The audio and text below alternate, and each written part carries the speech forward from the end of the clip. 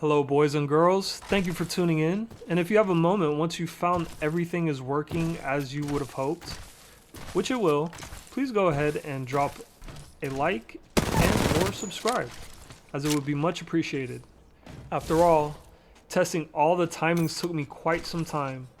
Additionally, if we get a certain amount of likes and subs, which I will leave to my discretion the amount, I will upload a config so that you can just click and use my Steam controller directly at the push of a button.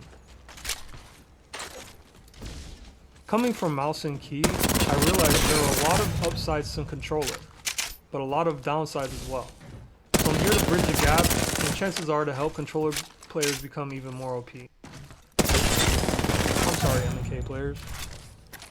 But I will work on something amazing for you all next. Don't you worry. So without further ado, as you can see within this footage, I'm super gliding all over the place. Say bye-bye to pushing multiple buttons to accomplish that, because I have discovered through rigorous testing the one-stop shop performing all super glides moving forwards, or sideways if you throw in a tap strafe here or there. Okay boys and girls, here's what you want to do. I'm going to assume that you already know how to open up your Steam controller config. And if you don't, go ahead and look up a tutorial on how to do that. So go ahead and open up your Steam controller configuration. We are going to go ahead and quote unquote. I'm going to use big mode, which will be the default UI for editing the controller through Steam. Now that you have the Steam controller configuration open, what we are going to do next is select the edit layout option. From here, we're going to navigate to the D-pad option.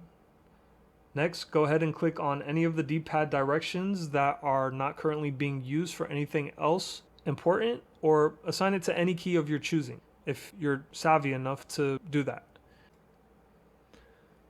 So now what you're going to want to do is go ahead and click on the rectangle. This will allow you to assign the first command. Command 1 to the left D-pad button. I've already done that, so I will give you some time to go ahead and do that. Simply click the rectangle and navigate to the mouse at the top and select scroll wheel down. Now we're going to adjust the timing on scroll wheel down. So go back and select the cogwheel. Now that we're in the settings menu for command 1, scroll wheel down, we're going to go ahead and toggle on hold to repeat turbo.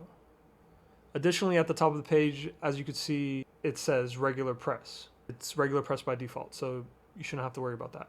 The repeat rate should be set to 100 haptics intensity. Now here's what makes the magic happen. Go ahead and set the first start delay to 0 and the fire end delay to 3. Now that we have everything set for the first command, back out and let's add an extra command to the left D-pad. Follow my lead. So you will not see C there initially.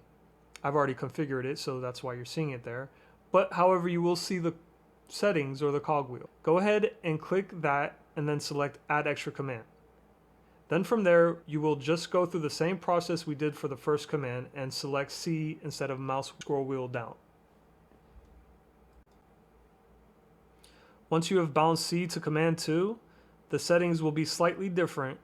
So go ahead and open up the settings for C and set the timing as follows. Hold to repeat turbo off this time.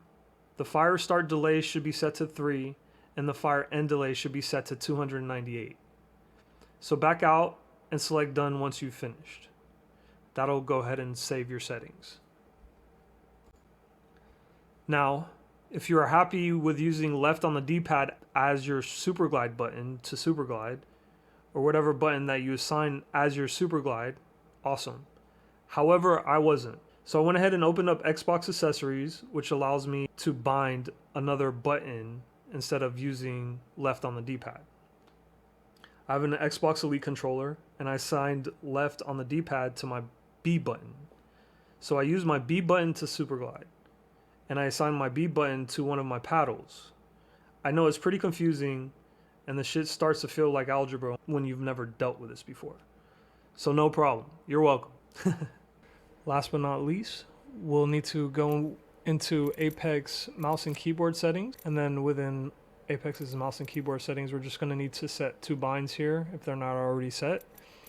We're going to go ahead and set jump, the alternate keybind for jump is going to be mouse scroll wheel down if it's not already set, and then crouch hold as C. So once that's done, you're good to go ahead and Superglide. Now I'm going to go ahead and show you how to Superglide here using controller and the macro. What I found to work the best after playing with it for hours. The trick to performing the Superglide properly is to walk up to whatever object that you're going to mantle and pretty much just hug it, love it, you know? Like you're just gonna, like, you're on auto run, you're running right into that thing, just like push into the wall prior to mantling. Once you've pushed into the wall and then mantled, it's all about the timing at that point. So you'll mantle, and then if you've ever done a Superglide or you're coming from M&K as well, and you know the timing of the Superglide, it's the same timing on the mantle. Now, once you've got that down and you hit the Superglide button, it works almost 50% of the time, if not more. There's been times where I've damn near done it 80 to 90% of the time when I've attempted it. Hey, well, if you enjoyed the content and are interested in a one-button super jump after this, I'll be uploading it along with this video, so go ahead and scroll through my videos unless future me has already figured out how to suggest it on YouTube. Well, thank you all for watching. I hope that you enjoyed, and you could go out there and beat up on M&K kids just a little harder now.